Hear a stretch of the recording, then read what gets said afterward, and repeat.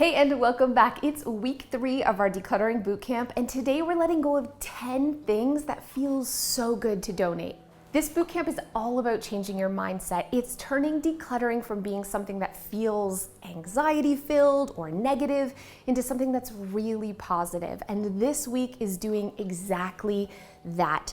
We are going to be donating things that will change other people's lives. Things in your home you're not using and loving anyways, and by gifting them, you are making a huge difference, and that feels so good. The first thing on the list is baby items, unused beauty products, and clothing to your local women's shelter. There are women in your local women's shelter starting over. They've left abusive relationships. A lot of them have nothing but the clothes on their back. And how amazing is it that you can help someone in their greatest time of need feel a little bit better about themselves, get the things that they need for themselves and their children. So if you have unused beauty products, unopened things like perfume or lotions, or baby items, these women are in desperate need. Contact your local women's shelter today and see what you can gift and change a life today. The next thing on the list is old eyeglasses. Over 285 million people all over the world struggle with their eyesight, and most of those are in developing countries who can't afford eyeglasses. Make sure that you don't have dusty glasses in your drawer that you're not using and that you're donating them. They'll give them to someone in need. They'll ship them all over the world, and all you have to do is drop them off at your local eyeglass store, eye doctors, even the Walmart Vision Center will take your donations, and you can feel so good that you're giving the gift of sight. If you have old blankets and towels, maybe they're ripped or stained, or you just don't use them, donate them to the local Humane Society. Your local animal shelter is desperate for these things. They go through so many. They get ripped or damaged or soiled from animals. And I just want you to imagine an adorable little puppy on a cold, hard cage, or they could have a soft bed because of you, because you're donating something you're not using anyways. Don't keep them in your closet, in your bathroom.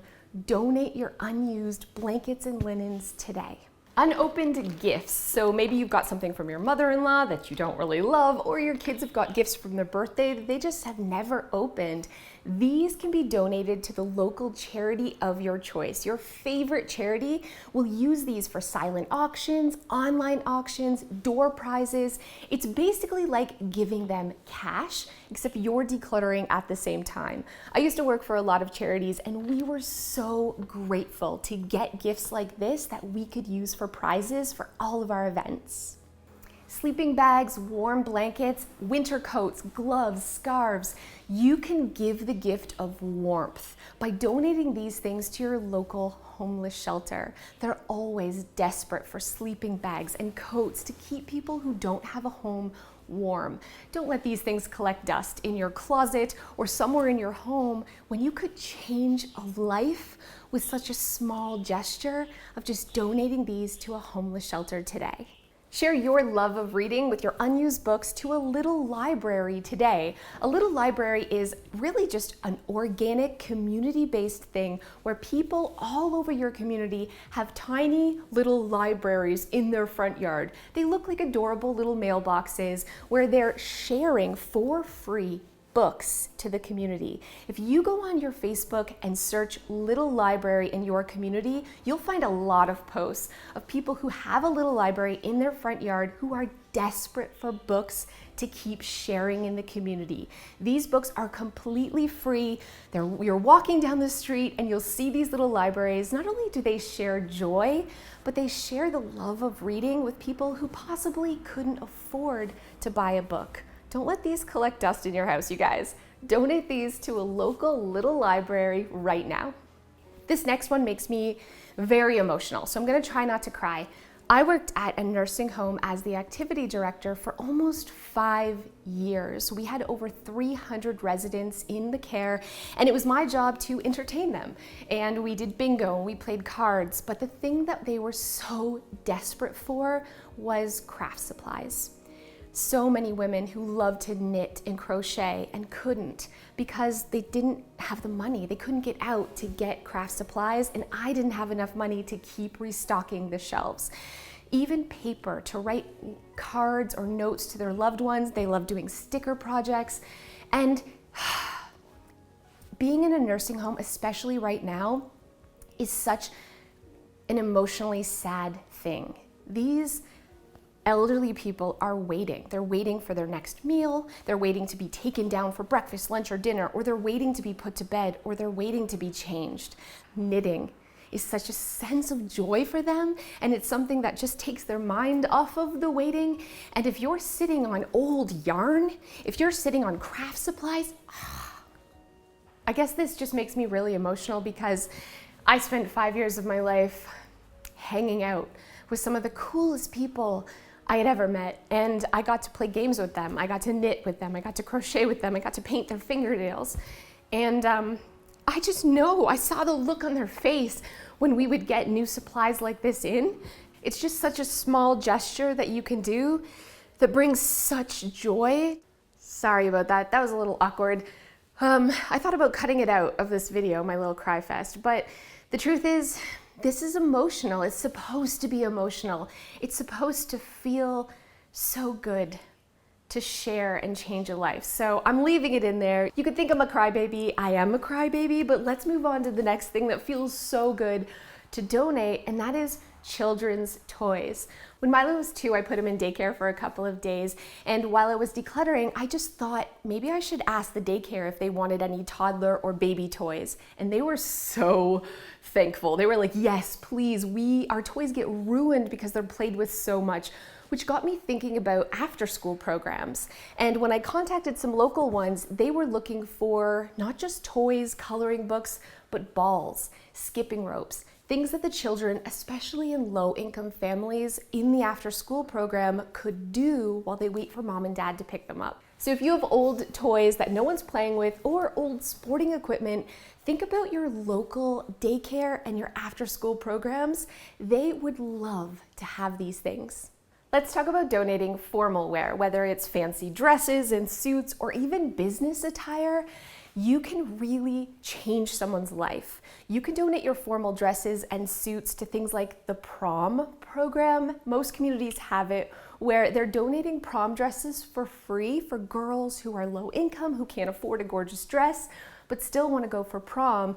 And business attire and suits, your employment centers and local charities who are helping people who just need a leg up to get the job of their dreams, to get back in the job market, are really looking for formal business attire to give someone a chance at a new life. If you have these type of clothes in your closet and they don't fit, share them with someone else. This is something that really can change someone's life, whether it's the memory of going to prom or getting a job that they otherwise couldn't get because of the clothes that you've gifted them.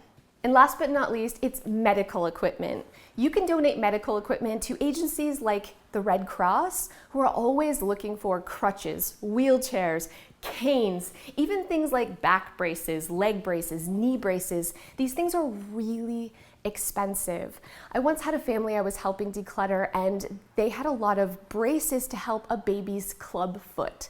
And they were like, should I keep it for a memory? Maybe we should hold on to it. It was such a stressful time. And she kept saying they were so expensive. And I said, what if I can find a charity to gift these to? I made a couple of phone calls and reached out, and the charity said they had a family in mind whose baby was born with clubbed feet and they couldn't afford the $400 braces. They were so grateful to get them. And as soon as I told this to my client, she no longer wanted to keep them in the memory box. She was like throwing them at me to get rid of them because she knew that they were going to a really good home. Don't hold on to your old medical equipment that you're no longer using. Donate it to a charity and they will gift it to someone who desperately needs it. I put together this list of 10 things to help shift your mindset, because once you start finding things that can go to homes that make you feel so good, it slowly switches your thought about decluttering from you letting things go to you sharing and gifting to others in need. And whether it is to Goodwill in the future or a local thrift store, you're still gonna have shift your mindset and really look at decluttering in a whole new light. It isn't a negative. You're not taking from yourself, you're sharing with someone who really needs it.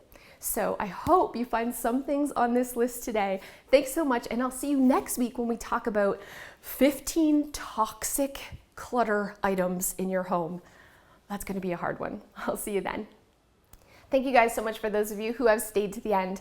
I was thinking a lot lately about decluttering, obviously, that's my job, and how some people really struggle to let go, and for other people, it's really easy. And for me, some things are hard. Things that I throw in the trash could be hard. You saw me with my makeup and lotions.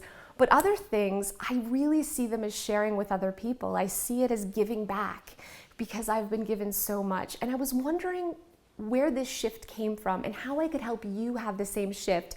And then I remembered it all started when I was working for the United Way. I was 21 years old and I was working at United Way for a program called Good Neighbors. This is where, this is all volunteer based. Firefighters and people in the community were going around. People had donated trucks, moving companies were donating vans to pick up items and bring it to a donated warehouse to give to people in need. And the lady who ran the program, her name was Daryl Halgera. I'll never in my life forget her. She said to me, some people can afford to shop at furniture stores. Some people can afford to shop at Walmart. Some people can afford to shop at Goodwill. And some people just can't afford to shop. And she wanted to give an option for people who couldn't afford to shop. And she said that she got a call one day from a social worker who had a family with 5 children, all of the children sleeping on piles of dirty clothes. And she was horrified, and the lady told her there are hundreds of people in our community who can't afford beds for their children. And Daryl put a call out saying, does anyone have beds that we can donate to these children? People stepped up. Not only did they have bed, they had sheets. And then it turned into sofas. And then it turned into chairs and kitchen tables and lamps and blankets and towels and dishes and forks. And before you know it, we had an entire warehouse with shelving stocked for people's needs. And I got to experience every Thursday morning firsthand the joy on people's faces coming to shop for used household items, a new set of sheets that they couldn't otherwise afford, towels, again, used, but new to them. And I'll never forget, one Saturday I got a call from the women's shelter. There was a lady who had cancer, who had left her husband in the middle of the night with nothing but the clothes on her back. And she was given emergency housing, but had nothing, no furniture, no towels, no bedding, no dishes. And I met her with my pickup truck. I had a little pink pickup truck at the warehouse. It just changed my life. I saw how an old set of dishes, an old towel, an old set of sheets, which was nothing to the person who gave it, was everything to her.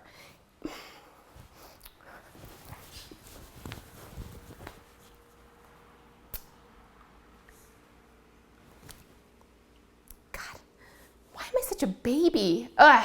Okay. I'm not going to cry in front of you again because that's embarrassing. But I started thinking of her and other people like her every time I donated anything, even if it was going to a charity like Goodwill where they were charging a couple of dollars. That was still a couple of dollars that the person had where they didn't have $50 to buy it brand new.